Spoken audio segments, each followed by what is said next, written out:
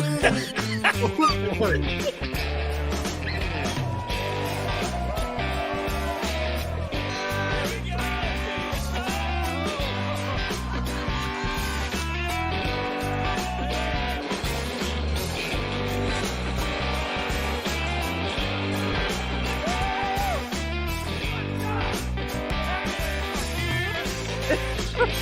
Everybody, here we Here's go.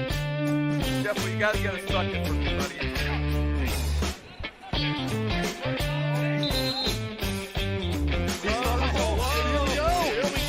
That was an aggressive whip like that. Come on, break the record, Jeff. Oh, this is 10 seconds. 12 seconds.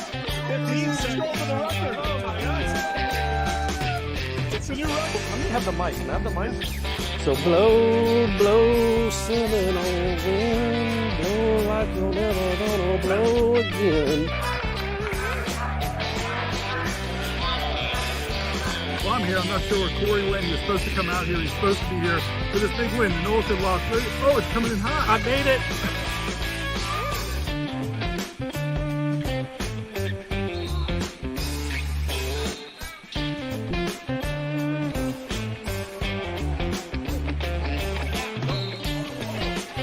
Let's cheer for a good team again. Cheers. Go Go Noles. Noles! Hi guys, nice to see y'all. It's been a long time. Another day and another game to be played. Welcome in. It is Warchant Game Day. I'm Jeff. That is Tom, and we appreciate you joining us this morning, each and every Saturday morning. I know these haven't gone well, Tommy, but it's another opportunity. It's another opportunity today. Florida State will do it up tonight, actually, against Cal. Quick note here, obviously, as our friends at Hotel Indigo, always fun to collaborate with them, and we'll be there this afternoon. 4 o'clock. 4 o'clock. We will be over there today. Casual, drinks, handshaking, football talking. Let's hope we can counsel one another, kind of get through all of this, as I said, with opportunities come these chances to turn it all around. And hopefully today Florida State does that. So this afternoon over at Hotel Indigo, that's where Tom and I will be. Hopefully you'll come by if you're in town for the game. By the way, happy Parents Weekend to all who made it into town. Good to see all the parents about town, and maybe they'll bring us good luck, Tom. We love our parents. Maybe they'll provide a little guidance the way they did back when we were children. We need to lean on the wisdom of our elders, because our elders have seen some of these things come and go. I'm actually getting into that elder status. Most everybody does post 35 years old if you're talking to a college kid. It's funny because we see a couple of them roll through Hotel Indigo from time to time. Met a couple of younger guys last week. And like, hey, man, I went through the lost decade. You know, it was not a good time. Is it as bad as this? No. But our expectations were sky high when we went to Florida State in 2005 and 2006, and we thought that our 4-year run at Florida State was going to be something magical. It was like a birthright that if you went to school in Tallahassee, you were going to see excellent football. And then reality slapped us in the face, and it told us it's not always that way. That's not the way that life works. At least if you're a sophomore at Florida State right now, you had a 13-0 freshman season. Now, if you're a freshman, I'm sorry. I'm very sorry. When you decided to come here, you thought it was going to be fundamentally different. But you know what? In this day and age of college football, maybe things flip a little bit more quickly. What we're looking for right now is the bottoming out. We have not defined what rock bottom is. And let's hope we can say after tonight's game, that it bottomed out somewhere between the Memphis result and tonight's matchup against Cal. Well, they have an opportunity. We're actually going to talk about the game. And, I've gone back and watched all three with Cal, and I think the most impressive element of Cal, Tom, I think you'll agree. Ingram is weighing in here, I see. 50-year-olds have lost their stuff. They've lost their minds. Okay.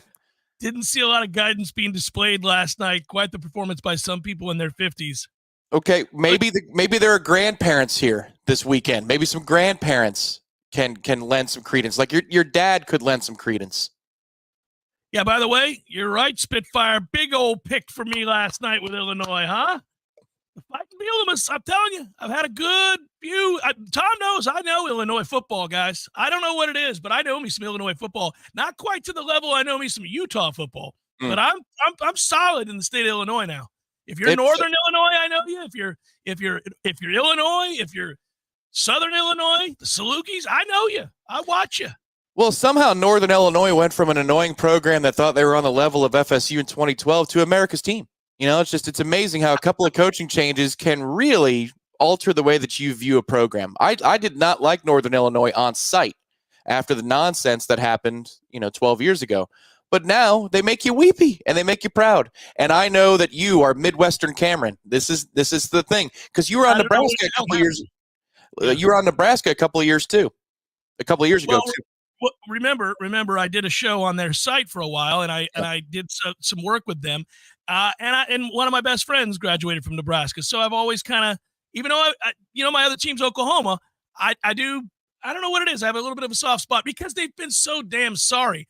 And so, I feel for those fans because you can't be out there in the wilderness for 25 years. That's a long time to go from elite to awful, non-existent, So anyhow, tough loss for them last night, but I kind of saw it coming.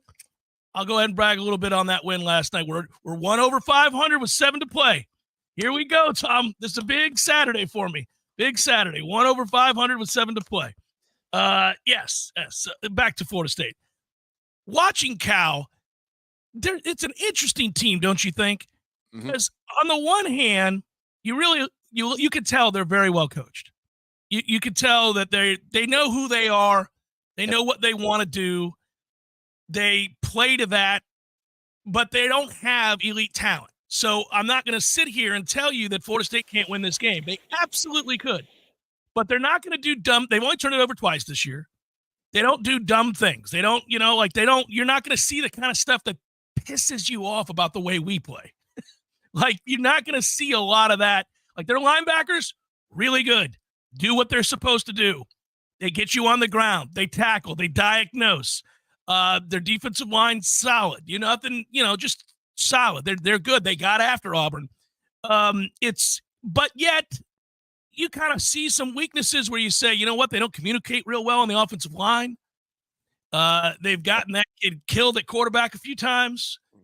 We care to show. I mean, you said it. I went back and watched last night, Tom, just to make sure I was ready for today. Free shots on your boy. I mean, just straight patow. Totally letting people free like we do. Yeah, correct. Well, so this is one of those deals that you could call it a limiting factor. But they're supposed to get their starting center back today. They're supposed to get one of their starting guards back today. And if you watch the Auburn game, let's just say that you watched it because it was at noon and it was there was an upset bid in an SEC town. You're like, what's going on here? Well, what you would have seen in that moment were a ton of snap issues, false start, snap infractions, high snaps, low snaps, lollipop snaps that Mendoza, the quarterback, had to almost run to the line to go grab.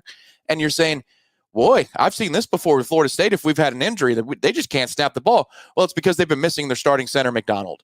And apparently he wasn't even on the injury report. Justin Wilcox, their head coach, reports on these things. First question he got on Monday or Tuesday, was, hey, coach, the following 6 players, can you tell me about their injury status? And he went down the line. He's like, probable. I don't think we're going to have them. We definitely won't have these 2, and the rest of them are fine.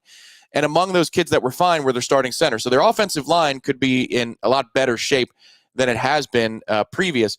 But I even put it in the third and lang piece, and I'll try and pull it up here for people to see just the animations as I'm talking right now. But no short of 4 times has this kid gotten slaughtered. And he doesn't feel the rush either, Mendoza. He doesn't really feel the rush. So, again, there's a couple of things where he might hold the ball too long, but there's backside pressure because of a communication breakdown, a protection breakdown, where he just gets destroyed. Now, the one thing I will say in his favor in these situations is that he holds on to the ball. The ball does not – it's not Christian Ponder blindside sacks where the ball is free. But, yes, there have been many instances where he doesn't even feel it. So you have to think that Florida State today, if you're looking for some weaknesses in a well-coached football team, that is Cal, you would think that Florida State is going to bring a couple of overloads to see if perhaps he's learned from the bruises that he's wearing in his ribs and his kidney area. The problem is the sacks in the Auburn game are almost a direct result. Well, 3 of them anyhow are a direct result of Falk, the kid we tried to recruit and failed at the last moment, dominating the tackle. That's a kid who's just really good. Falk doesn't play for Florida State. And I don't know that we're going to have the same sort of quickness, blindside quickness there to get off the ball and get after him the way that Falk did for Auburn. Now, San Diego State got to him too. So I think it's important to see what Florida State does from an energy standpoint. This sounds crazy to say, but I feel like we got to see where they're at tonight when they take the field. Watch for clues. Watch for signs. Are they engaged? Do they care to be there?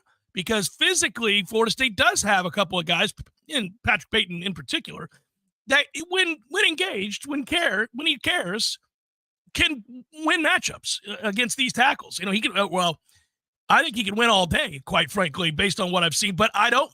Patrick Payton, you got to get called out here. I mean, effort's been a question mark, Tom, and so we'll see. Does he care? If he cares and he's engaged, you might have a chance to get some pressure on him, and you might have a chance to create some turnovers. Now, they really haven't turned it over. Like I said, just a couple. But they are getting healthier, unfortunately, on the offensive line. And I do think that, this is a team that they'll make you earn it. They'll make you earn it. So the defense has got to get off the field on third down. They got to, let's see if we can cover a tight end because they've got a good one. Let's see if we can cover a tight end.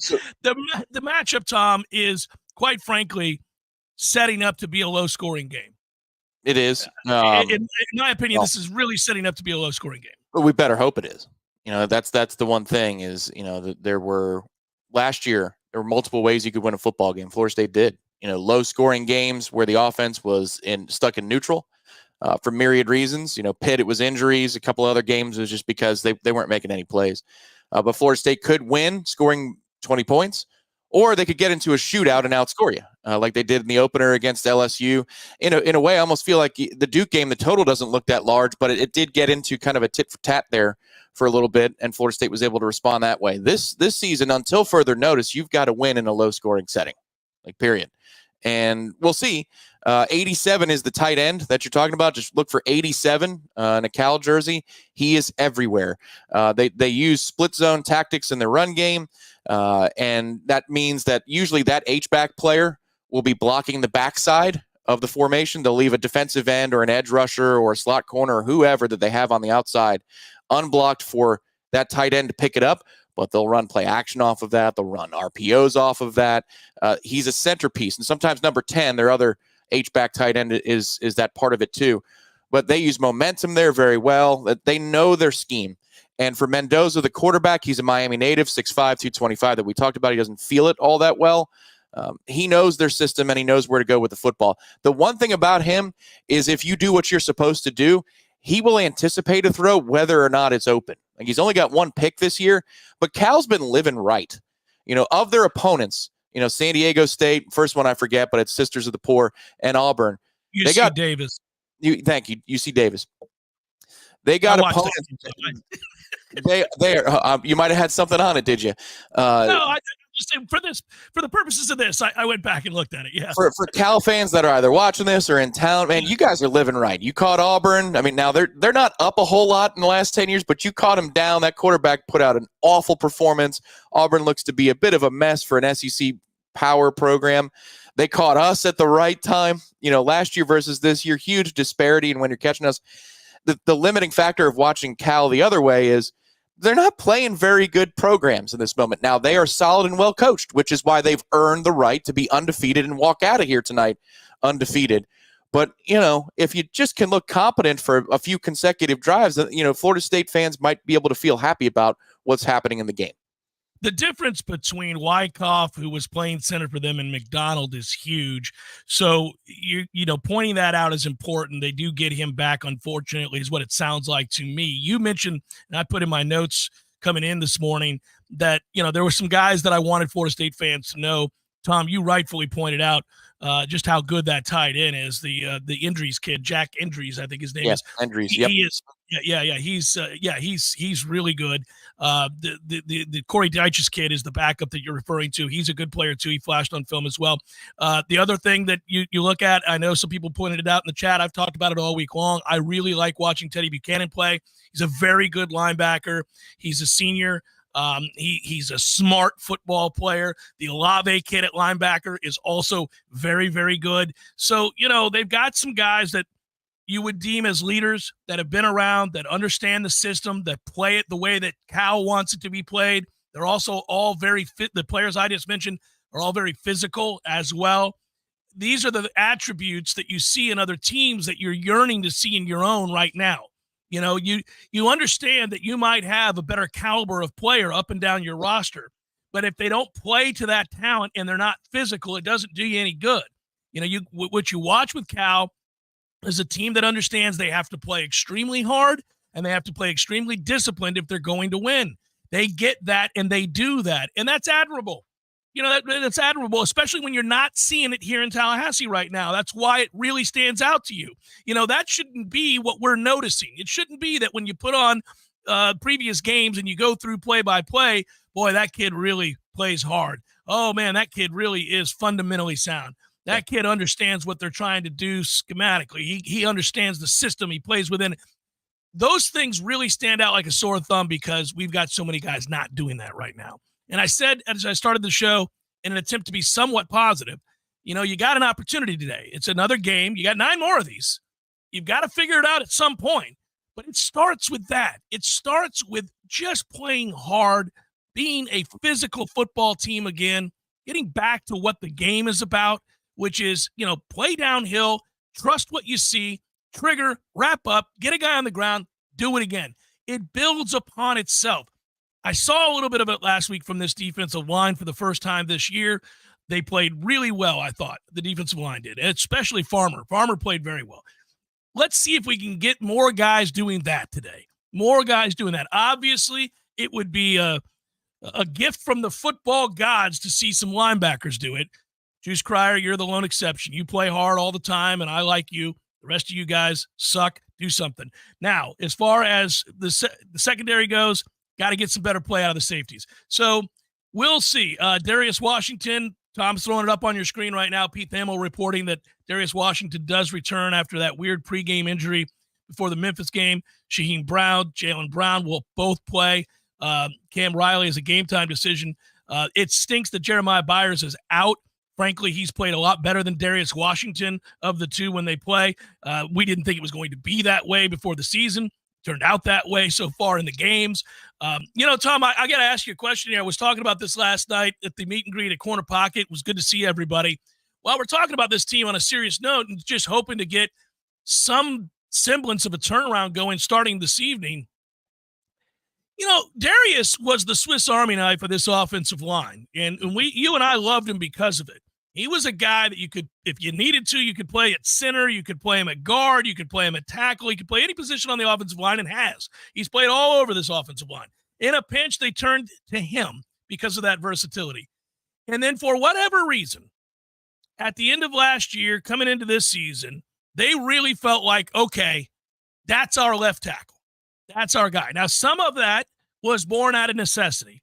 The guy they wanted to be their left tackle in due time, Lucas Simmons, had to miss an entire season, basically. Couldn't get better, couldn't get bigger, couldn't get stronger because of a medical issue. So he's still basically a freshman a year behind. He's still not really ready when you watch him. He's just not there physically yet, strength-wise, up top. So that happened.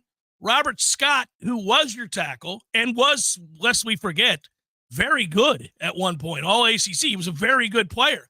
Yep. But he's been ravaged by injuries, and he's a shell of himself. And I hate that for the young man because I like him, and I know how hard he prepares and how hard he works. He's not one of these guys I'm calling out right now on this football team. He's a guy that is trying his damnedest to give you what he's got. But if we're being honest in our assessment, Tom, he can't play. You really can't have him out there if you're going to be successful on the offensive line right now. He can't move. It's as simple as that. So all of a sudden, the idea of what you wanted to tackle got shattered.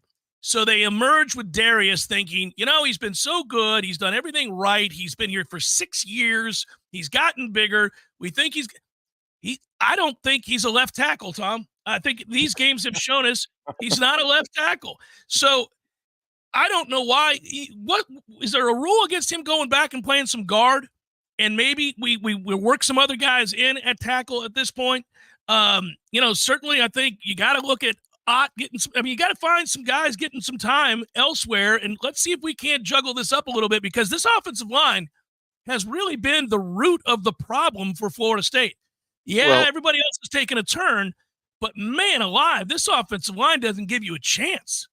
Well, who are your tackles then? You know, if you move Darius to guard today, Robert Scott and Jalen Early, like, so you have the crew that you have from last week. I can't play Robert Scott. I can't play him. Well, I don't know what your options are because Byers is not healthy.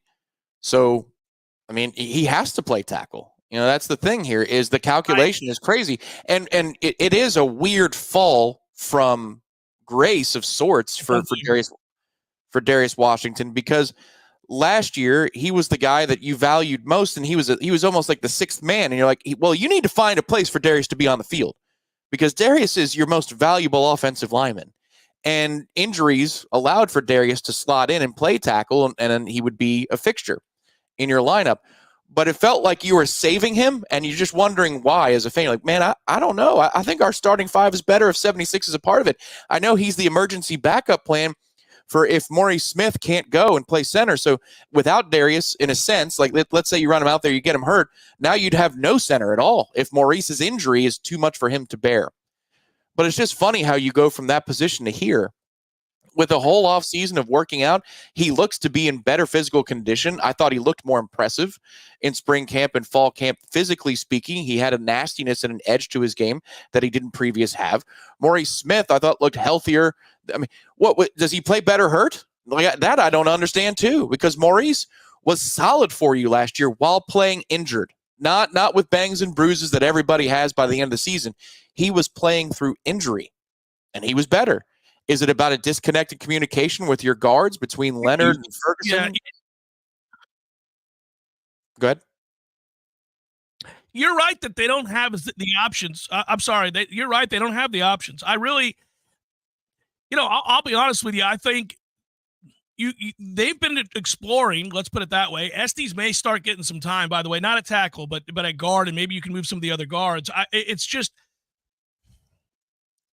you can hear the desperation in my voice, because when you go back and watch us, and I know you do a lot of it too, you know what stands out is, a guy drops a pass or whatever that you can't have, or or all of a sudden DJ is not seeing it and holds the ball too long, or whatever we want to get into. And there are so many things to talk about with this team that are wrong. It's frustrating, but I keep going back to that offensive line where I just watch what a sieve they appear to be.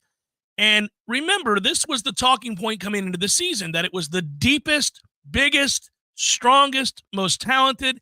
And Tom, when you go back and look at this offensive line, and it starts with Darius, who is having an awful year. I really hope he plays well today. I like Darius.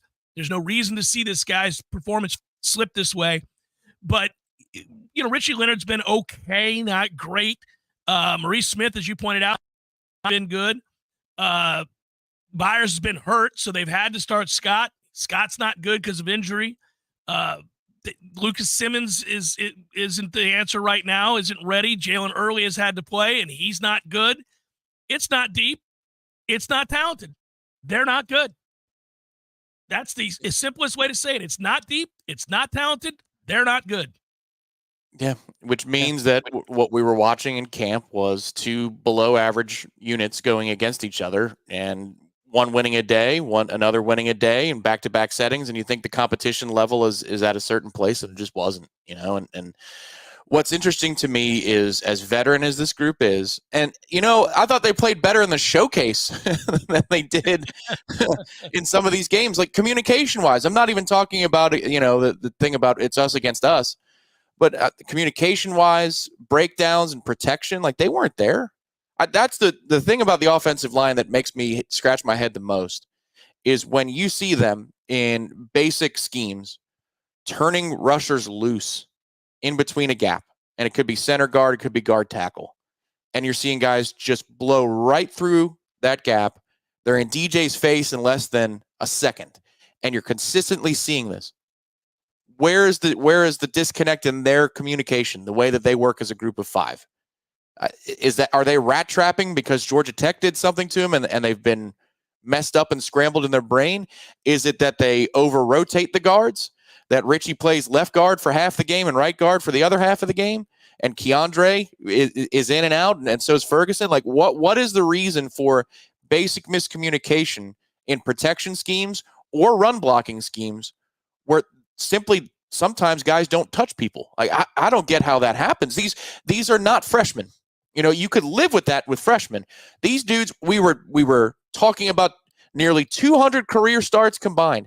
How does it happen if you've been in college football for over a half a decade where that consistently happens? You haven't changed your offensive scheme at all. It's been the same thing this entire year for guys like Leonard and Ferguson who are new on campus. But for Keandre and Maurice and Darius and Scott, this is the only scheme they've known in the last 4 or 5 years. Yeah, I think with Scott, the answer is just physical. So, you know, I don't include him in the same way I do the other guys. I hear you, though. You know, for Scott, it's just I don't think he can move.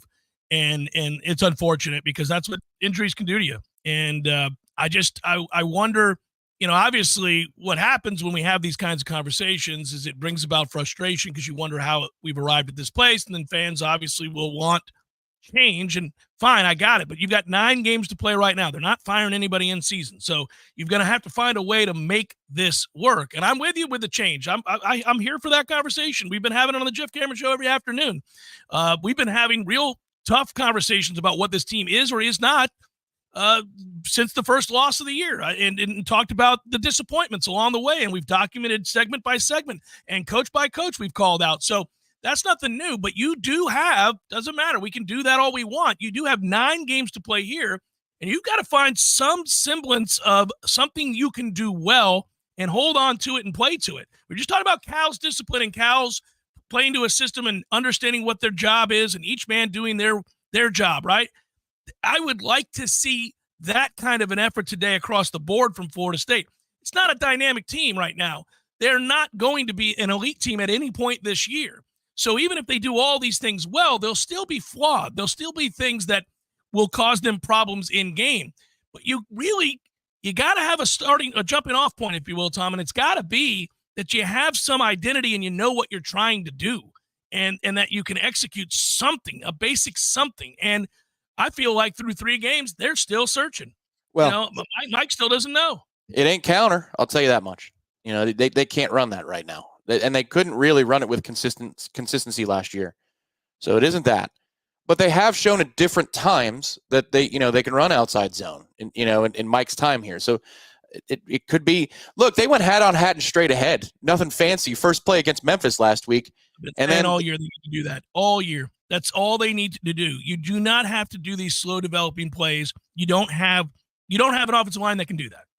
I agree with you. We've got a quarter of a season of evidence that says that you cannot do it against defensive lines that aren't world beaters. You didn't play Clemson, Ohio State, and Georgia to start your season, and you can't execute against Memphis, Boston College, and Georgia Tech. Probably means you can't do it. But first play, they put a hat on a hat. They drive the opposition back. Second play, they run outside zone and they fumble. It's just, that's the other part too. Anytime it feels like you're building some sort of momentum on one phase or in one phase of the game, something goes wrong, and instead of it being contagious positivity, it's a contagious here we go again feeling. And when you're a bad team, it finds you. Like, it's almost self-fulfilling at that point. Yeah, it's the baseball. Yeah, it's the baseball that finds the kid that can't catch. Right.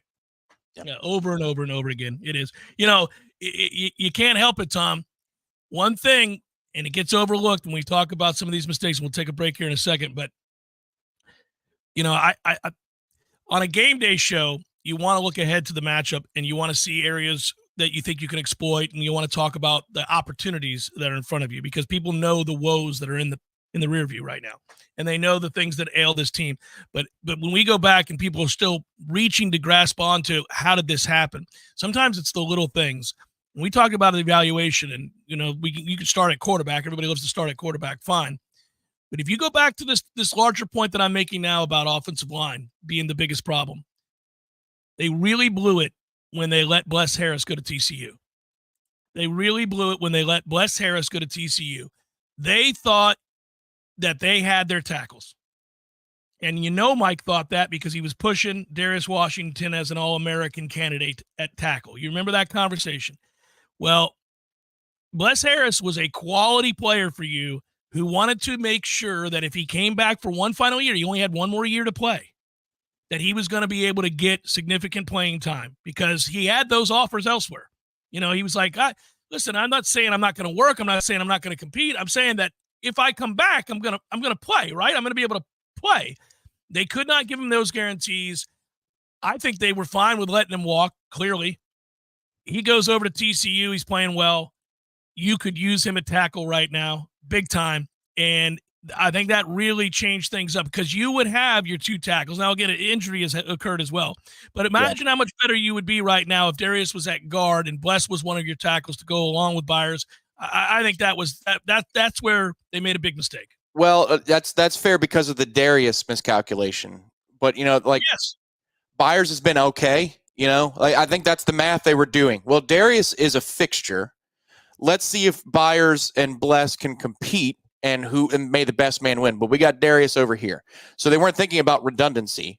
They were making a decision, I think, at the margin. And they're saying, well, this guy wants a guarantee. I can't give it to him because we think Byers is going to get better in this offseason. Well, but I'm saying again, they whiffed at Darius, though. They completely whiffed at Darius, you know, and that's a tough pill to swallow, man, because you just let a guy walk who would make you better right now. He would make you a lot better. Bless was a good player. It's a toughie, as I like to say. It's a toughie. It's Warchant Game Day. Let's get into the matchup here in a moment. We'll do so when we come back here on Warchant TV. Hey, this is Jay Green from Hotel Indigo Tallahassee. Can I stop and say thank you? Thank you for telling your guests to stay with us. Thank you for hosting your corporate meetings and social events in our rooftop meeting space. Thank you for hanging out with us on FSU football game days. Believe it or not, this sales guy isn't selling anything. I just want to say thank you. But if you've never seen our rooftop and I can ever help, give us a call, 850-755-9011. We are Hotel Indigo Tallahassee. Welcome to our neighborhood.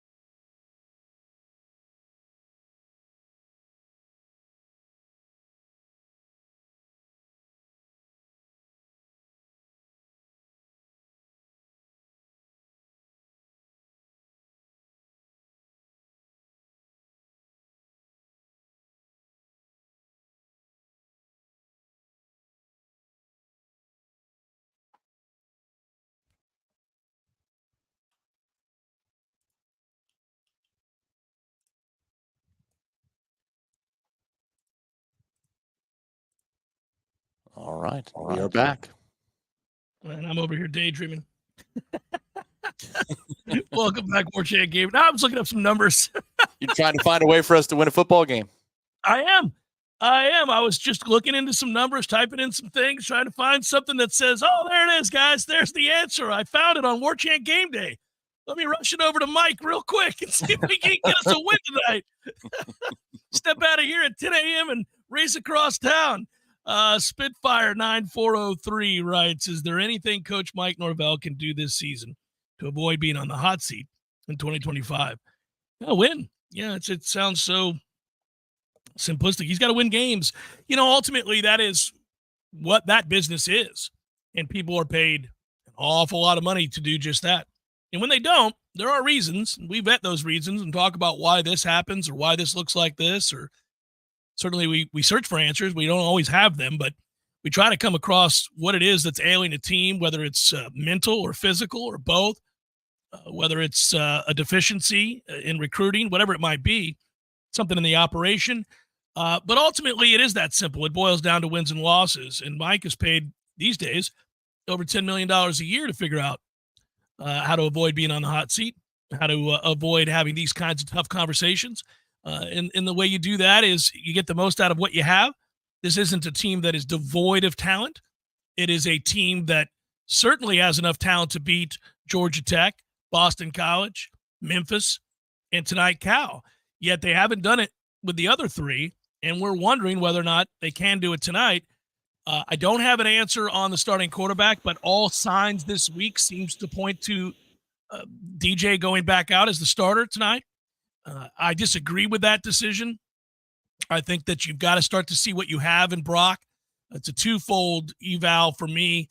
It's not that I think Brock Glenn comes in and saves the season and Florida State suddenly starts winning games and doing everything right, because I don't think they're going to do that. They have too many flaws, as we pointed to, but they can't block it up right now, and you really can't have an immobile quarterback back there trying to avoid these free rushers and these guys that are physically winning at the line of scrimmage against you. The teams are going to continue to start to do this. Tom correctly pointed out and did great work in looking back at the first three games. And, the first two, everybody thought that Boston College and Georgia Tech were stacking the box when they weren't. They weren't stacking the box. They were just winning, physically whipping your guys. Your quarterback held the ball too long, etc. But for the first time, Tom, we did start to see teams say, oh, they won't throw it downfield. They don't believe they can do this. They don't think that they can make us pay for this. And they did, Memphis, that is, overload and start to really put pressure on you with 8 in the box and do things that make it very difficult to run the ball. And Florida State was not able to make them pay but the one time. And so, you wonder tonight, how does Cal approach it? They'll walk guys up. We know that. And they will bring pressure. They are not afraid to do it. They got to Auburn left, right, and center. So it'll be interesting to see what happens tonight and how does Florida State respond to it if DJ is in fact the starter, and I believe he will be. Well, this is where it's a punch to the boys, because you watch what Cal does and you're like, okay, well, that's going to create communication issues. So hopefully we're good in our, oh, damn it. No, we're not. We're not. We don't communicate well in terms of protection. So it's going to give you issues, because this is, again, another multiple front. Like, Florida State has not faced the same thing twice in terms of defenses. And you would hope that you're competent enough to handle, a variety of looks. But we haven't proven to be that. And so Cal is a little bit different than even Memphis. Memphis had a 3-3-5, but they brought a lot of guys and they stacked, as you're talking about, as the game went along. This defense has two dudes with their hands in the dirt, and then they have both their edge players standing up and at the ready. I don't know. You could tell me better. Is that a 2-point stance they're in instead of a 3-point stance? Yeah, and I would tell you, yes, that is. And I would tell you that this defense, if you had to define it, I know what they say. It's really a 4-2-5. That's really kind of what they're playing. Exactly, but there is more variety in allowing their guys not to have their hand in the dirt about, how they stay, how they pressure, what angles they use. Do they vacate after the snap? They can overload with their two linebackers on a given side, but it's a bluff. Like, all of these little tactics that they can use for your center to, denote what the protections are going to be, your quarterback to call out what the protections are going to be. They're multiple in that regard, and their linebackers are physical and they play downhill. Again, their linebackers aren't world beaters. I know one of them has been the ACC linebacker of the week because he's racking up a lot of numbers. They're just very solid, well coached. They play with They play with excellent leverage. They play together. They don't tackle. mind. They don't mind if the other guy gets the glory one week with 9 tackles and the other one gets 2. Look, I'm going to play my leverage. I'm going to make sure I seal off this side of the play. And so if it bounces back to my teammate, that's fine. That's playing together. That's playing as one. And we don't see that on our side, but Cal does that very well. And so again, while their defense, last year's Florida State team would push this defense around and you can see it, and it would be a multi-score win. And there's the opportunity, if Florida State ever played to its physical potential, to do a little bit of that again today. But you can't count on it. And that's where it gets, you have to limit yourself. You have to put a governor on what you see out of Cal, because we're not good enough. We haven't proven to be good enough to rise up and handle basic things.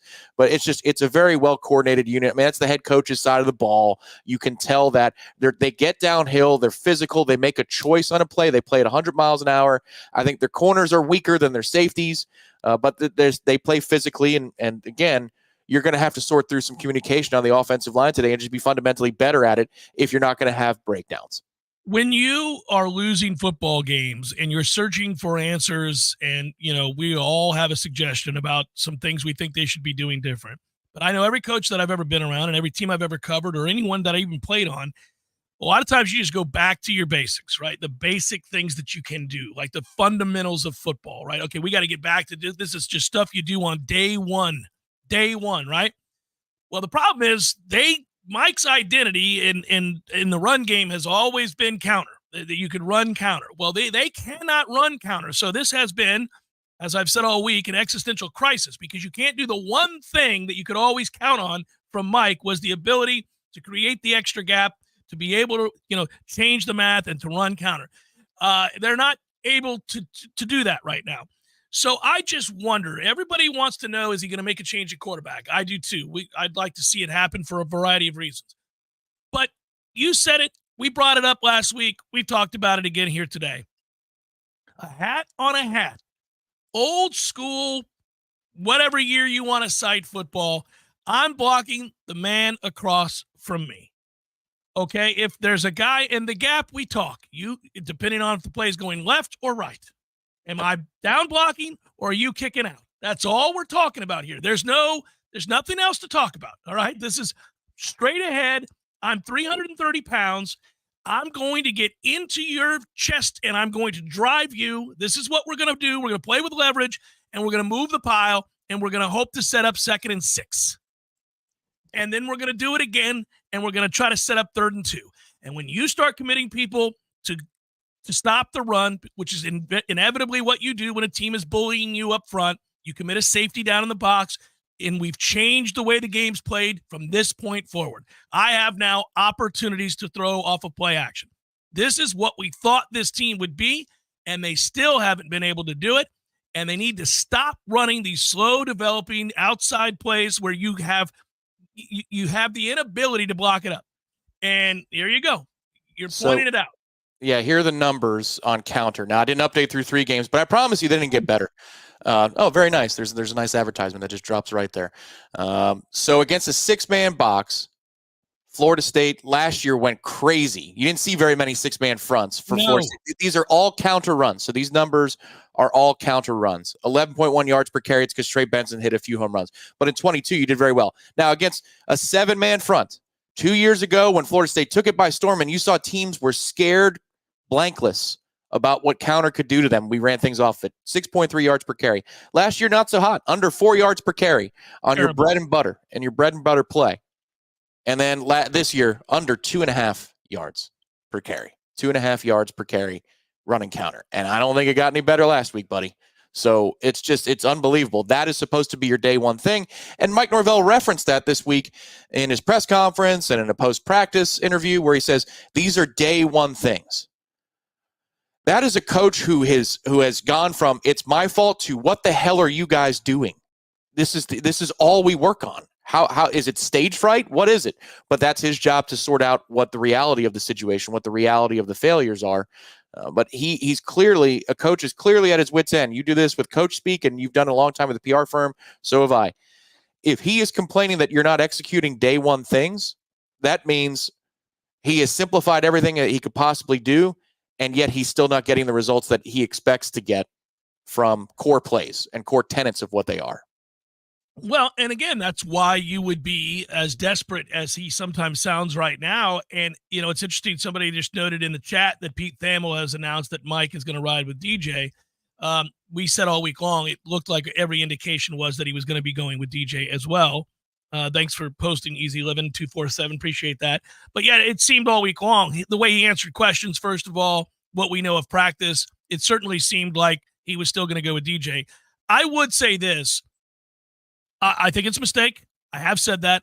I would make a change for the reasons that I gave before. You have a more mobile quarterback ready and waiting to go into the game. And I would maybe even design the game plan around really running him, really letting him keep in the read option and make teams have to think about something a little bit more than they have to with DJ, who cannot run, is not an option to run.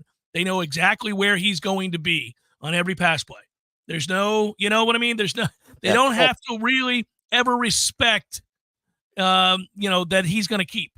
They don't have to, it should just changes everything about what you're trying to do. And also he can't protect himself because he can't get out of the way. So I'd make these changes just because I think you have to get somebody mobile back there to help behind an offensive line that's not getting the job done. But it doesn't appear he's going to do that. If early in this game, Tom, they are not able to subdue Cal's pass rush, I don't know if Cal's going to bring it or not. They may not have to. They're going to try to get pressure with their front and not have to do that. Every coach doesn't want to have to bring pressure in order to create chaos. But if they can't and they decide to do that, I wonder how long he stays with DJ, because this is not a riddle. You're not going to be like, I wonder. No, we know exactly what's going to happen if that happens. So it's interesting is that, the other day when we were having this discussion, I said it's gonna evoke the S word out of a fan base, which and it's not a swear word, but it'll be stubborn. When a fan base is displeased with their coach, they often use that word, stubborn. And if it is DJ that takes the rock and Florida State looks bad on offense, like dare I say, even if you win a ball game, but you're doing it with short fields because the defense helped you, maybe a return on special teams or a block or whatever, but you get the job done, it's still going to be a word that's used. Why are you being so stubborn with this guy? Now, to argue, Mike's point here a little bit, nothing is working. So, if you have a team that's going to get downhill and try and tee off on you, what do? You're on quick game. Well, we're not blocking on the outside for our guys. So quick game has been a problem. You run screens.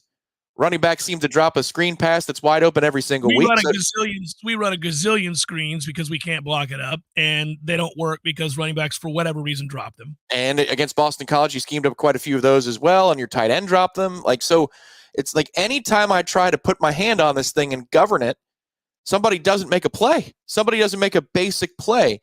And the buck still stops with you as a head coach. But I think that would be the genesis of the idea that he has. He's like, well, I mean, good Lord, the ball has left his hand. We've done the job correctly how many times this season? Like, he's done it all properly. And the ball has left his hand. Now it's out of his control for the play to be a positive.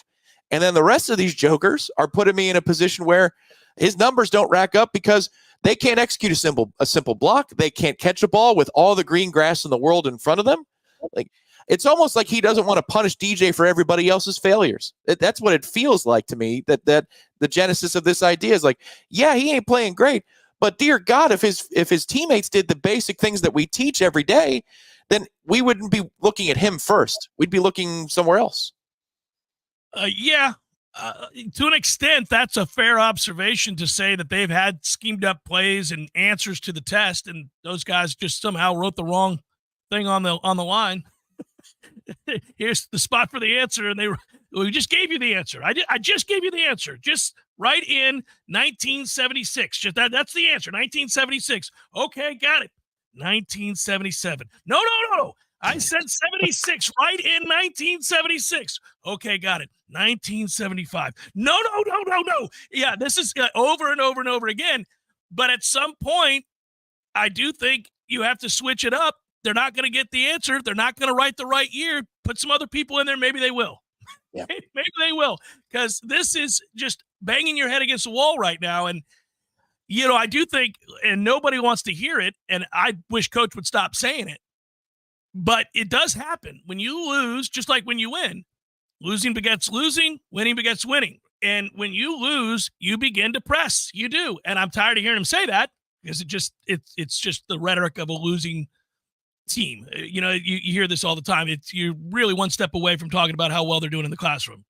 And we don't need all that, man. Don't go there. You're here to win football games. So it's really, really frustrating. And I get that sometimes he could say, look, I dialed up the right play for what they were doing, and our kids just aren't executing. But ultimately, that too falls on you. Oh, of course. I'm leaping into the space between his ears and trying to make an argument that he would make. And there's merit to the argument that, man, it's wide open. I can't catch it for him. I've done it. I've done all the hard work. I can't block it for him. I wish I could. You know why? Because I'd get the job done. But for some godforsaken reason, they can't do it. Well, it does come back to, it's 3 games now. You want to keep saying that after a 4th and after a 5th, like doing the same stuff? This is the difference between the defense and the offense to me. Is the defense I feel like has improved. Like it's hard to say that because you have to go to a place where your expectations are so low and lower than they should have been. Correct. But just ride with me for a minute. They got blown off the ball against Georgia Tech. All right, not great. They communicated poorly on the back end against Boston College, but the front was pretty good, and the middle tier didn't do a great job at all of making one-on-one plays and staying in their gaps. Against Memphis, they communicated a little bit better, especially early. The secondary communicated better than the middle group, and the defensive line played well. But the middle group got picked on a whole lot on third and obvious, and by third and obvious, you know where the ball is going. So they're going to pick on these 3 or 4 players. But they got better, again, in another area. So you're seeing, unfortunately, we started at a lower point than we wanted to start, but you're seeing the arrow pointing up with some things that are getting better. Yeah. With the offense, there's still nothing. There's been no movement. It's a stagnance. It feels hopeless on offense. There's nothing you could say, well, you know what? At least Hakeem took over for a few plays last week. Like, Kentron was one of the bright spots. I didn't see him last week. Good Lord. There's nothing to latch on to on the offense. Defensively, at least you got some things. If you're trying to see them, you can find them. On offense, man, you could have a telescope the size of what they got in LA in the observatory, and you couldn't still see the farthest reaches in space of what Florida State is improving at. There's nothing there. No, on offense, there's nothing there. It has been maddening. I might make a weak argument that Benson stepped up and had a game that you could be excited about at wide receiver. Well, if you paired it with Kentron, like there looked to be improvement there, but it was in replacement of, and the way you blocked at receiver last week was the worst you've done it all year. And that's Wesley, we do have a great kicker. He's not pretty good. He's great. And we've got a great punter too. That's been the joke all week. We've kind of talked about that. We even said we should design shirts with the punter and the kicker standing back to back. You just try to kick with Florida State. And, I love that idea, and I would do it, and I'd buy that shirt. We can punt, we can kick. And we get a lot of practice at both. Get a lot of practice. A whole lot of stagnant offensive possessions lead to wonderful punts. It literally has gotten to a point like where if it's 4th and 4 from your own 46 and Mastro comes out, instead of us going for it, you put your hand in the sky and you go, nice call. That is a nice call. Good decision. Yeah. Wow. And he's going to pin him inside the 10. Yeah. And you're going to be like, that's going to be a good punt. You watch this. This is going to be a good punt. Yeah.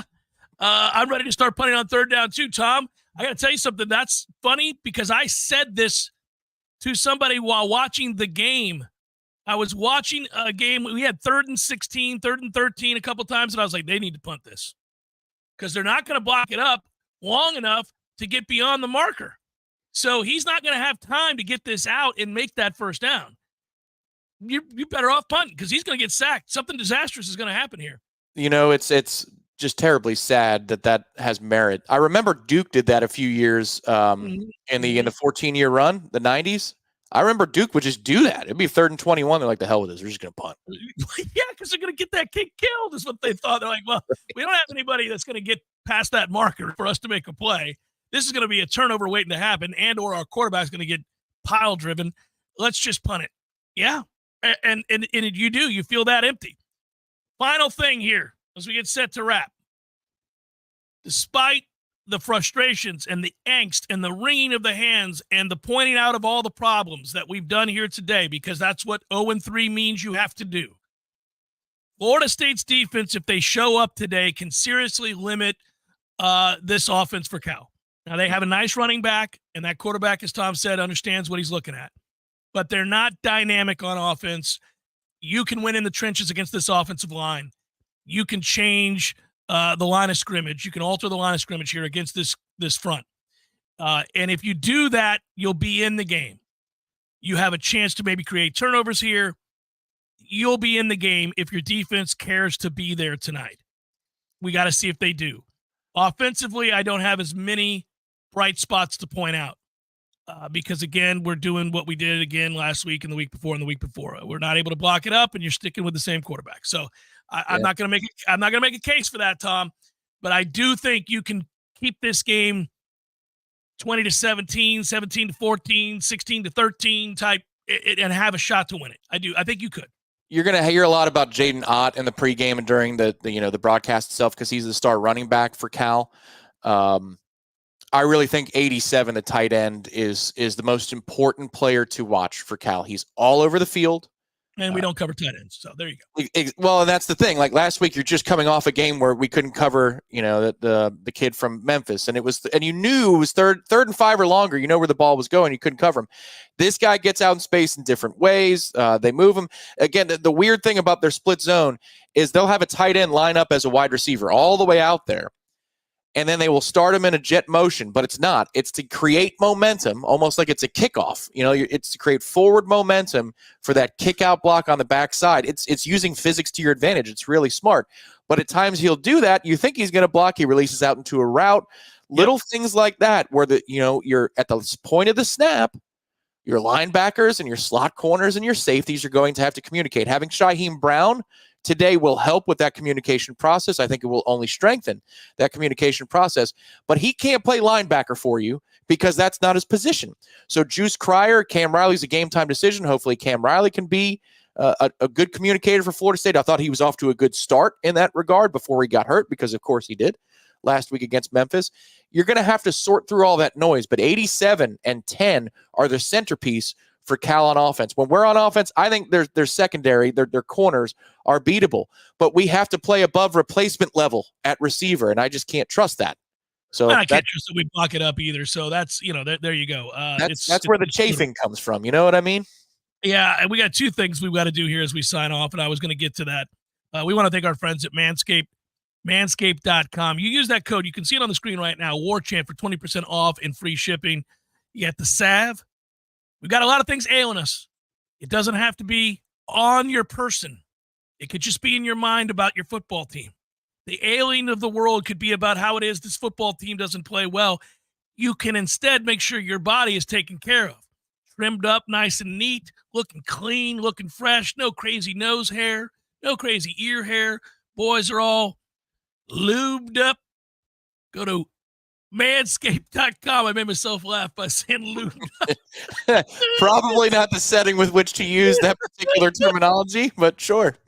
Manscaped.com, code WARCHANT for 20% off and free shipping. Manscaped.com, code WARCHANT. Good stuff there. And also, thanks so much to our friends at Hotel Indigo. We're going to be there tonight at 4 o'clock. Make sure you make your way out to Hotel Indigo. Have a cold one. We'll talk more about this. Maybe we'll talk about the games that are being played at that time as well.